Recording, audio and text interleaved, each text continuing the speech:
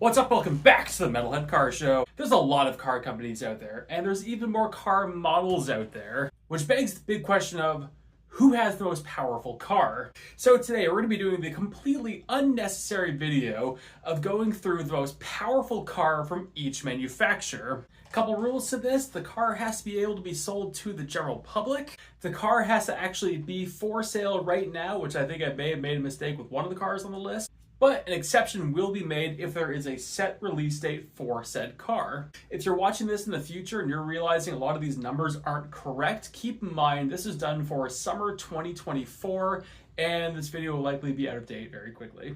So we have 88 cars to get through. We're going to be speed running a lot of this. So enough dilly-dallying, let's get right into it. In 88th place, a mini truck that's been made famous by the boys over at Donut, and that is the Chang Li, coming in with 1.1 horsepower. In 87th place, one of the most famous cars on this list, and that is the Rickshaw Tuk Tuk, coming in with 9.3 horsepower. In 86th place, we're not just breaking into the double digits. Oh no, we're breaking into the triple digits. Yeah, big achievement, right? Coming in at 86th place, the Daihatsu Terios with 103 horsepower. If I mispronounce anything, I'm doing my best. I got a lot of cars to go through. Coming in at 85th, the Wuling Rongguan, making 107 horsepower. In 84th place, the James May Special, the Dacia Duster, making 140 horsepower. Coming in at 83rd place, the Jack Shuangling T6, making 150 horsepower. Coming at 82nd place from the legendary Lancia, the Lancia Epling, making 154 horsepower. Coming at 81st place, the one and maybe very few Canadian cars on this list, the Campagan T-Rex, making 160 horsepower. In 80th place, the Opel Astra, making a whopping 178 horsepower. Breaking into the 70s with 79th place, that is with the Fiat 500e. It makes 201 whopping Italian horsepowers. In 78th place, the Changan SC95, making a ferocious 233 horsepower. Coming in 77th place, the Photon Grand General G9, making 238 horsepower. Coming in at 76th place, the Mitsubishi Outlander EV, making 248 EV's horsepowers. In 75th place, the Skoda Superb TSI 2.0, making 268 horsepower. In 74th place, the Subaru Impreza WRX, making 271 horsepower. In 73rd place, the Ineos Grenadier, making 283 horsepower. In 72nd place, we are now breaking that 300 horsepower barrier. Pretty much everything here on out is pretty much a sports car, right? Or our horsepower standard is just out of control right now. In 72nd place, the Citroen C5 Aircross, making 300 horsepower. In 71st place, the Seat Skoda Cupra ST, also making 300 horsepower. There's some ties on the list, there's not many, we're not going to do anything about them. In 70th place, the Alpine A110R Turini, also making 300 horsepower. In 69th place, nice, the Mini Countryman John Cooper Works, making 312 horsepower. In 68th place, the Honda Civic Type R, making 350 horsepower. In 67th place, the Buick Enclave, making 328 horsepower. Not to stop and talk about a Buick SUV for a minute, but it's kind of crazy that we're talking about a Buick SUV in the 300 horsepower range, as when not that long ago, this probably would have been making under 200. Crazy how things evolve. In 66th place, the Mazda CX-90, making 340 horsepower. In 65th place, the VinFast VF8, making 349 Vietnamese horsepowers. In 64th place, the Canoo IDV 130, making 350 horsepower. In 63rd place, the Toyota Tundra SR5, making 389 horsepower. Totally thought that spot was going to the Supra. In 62nd place, the Cupra Formentor VZ5, making 390 horsepower. In 61st place, we're now breaking into the glorious 400 horsepower range. And in 61st place, the Lincoln Aviator, making 400 horsepowers. Editing David here. So I realized whilst editing that the Lincoln didn't really sound right. So I went and looked into it, and the Aviator is the most powerful Lincoln currently sells, but it's the Grand Touring version, and it makes like 490 something horsepower. So My mistake. If there's any other cars that I made a mistake on the list, let me know in the comments. Thank you for watching, and we're back to the video. In 60th place, the Genesis G90 making 409 horsepower. In 59th place, the MG4 EV X-Power making 435 horsepower. In 58th place, the Lordstown Endurance making 440 horsepower. In 57th place, the Infiniti GX80 making 450 horsepower. In 56th place, the car that I feel like not enough people talk about, and frankly, before doing this video, I didn't even know it was still in production. But in 56th place, the Celine S1 making 458 EcoBoost horsepower. In 55th place, the Volkswagen Touareg R making 456 horsepower. In 54th place, the Pulsar 2 making 469 horsepower. In 53rd place, the Jeep Wrangler 392 making 470 Hemi horsepowers. In 52nd place, the GMC Sierra 3500 making 470 diesel horsepowers. In 51st place, the Lexus IS 500F Sport making 472 horsepower. In 50th place, the Chrysler 300C making 485 Hemi horsepowers. In 49th place, the XFen G6 700 Performance making 487 horsepower. In 48th place, the Volvo EX90 making 496 horsepower.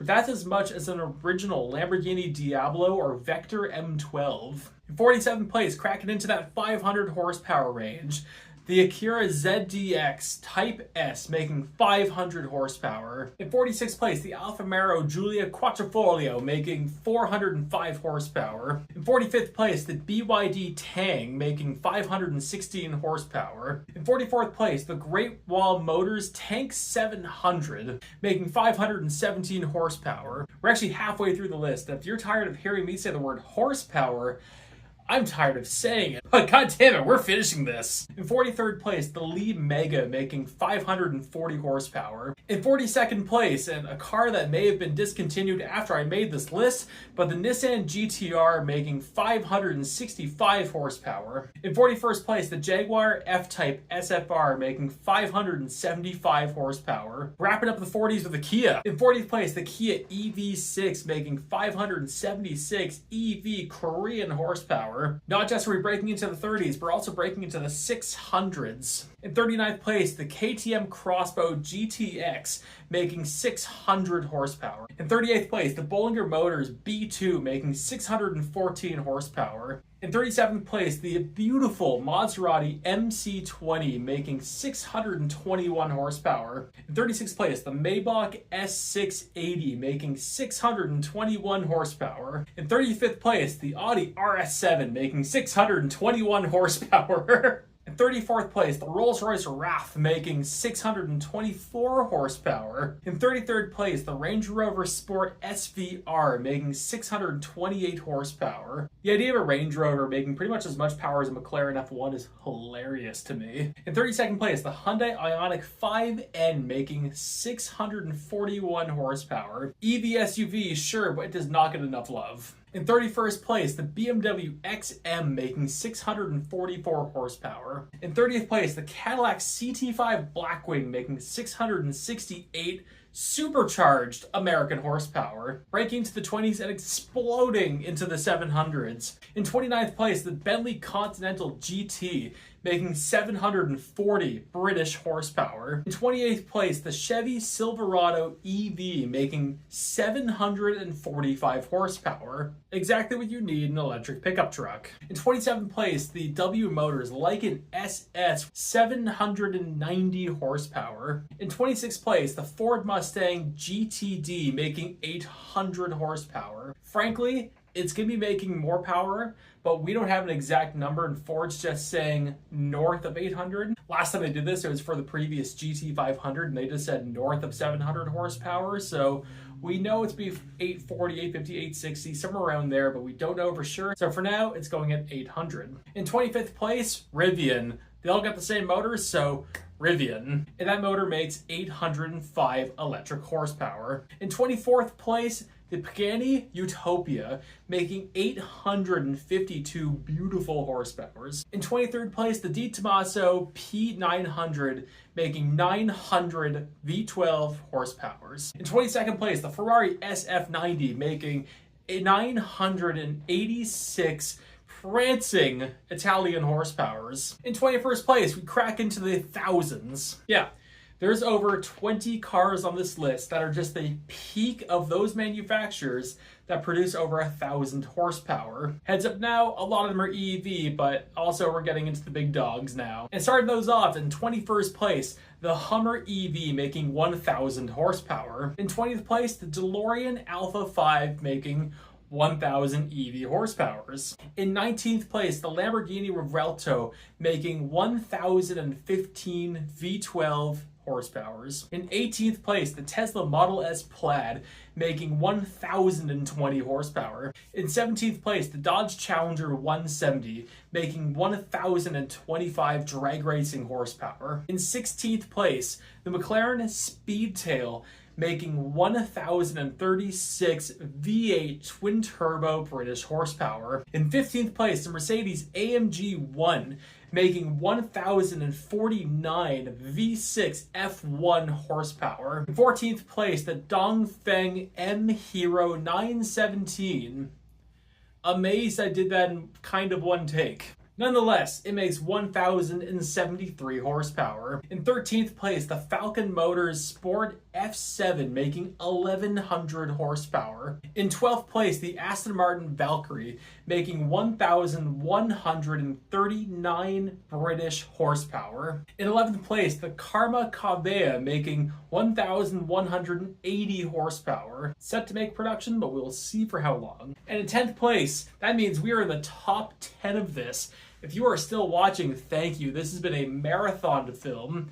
Can't wait to edit it tomorrow. In 10th place, the Lucid Air making 1,200 horsepower. In 9th place, I don't know if it's GAC or GAC, but the GAC Ion making 1,224 horsepower. In 8th place, the Neo EP9 making 1,341 horsepower. In 7th place, the Zenvo TSR GT making 1,360 horsepower. In 6th place, the Porsche Mission X making 1,500 German EV horsepower. In 5th place, the fairly controversial SSC Tuatera making 1,750 American horsepower. In 4th place, the V16 powered Bugatti Tourbillon making 1,800 horsepower. In 3rd place, the Rimac Nevera making 1,914 horsepower. In 2nd place, the Lotus Evija making 2,011 horsepower.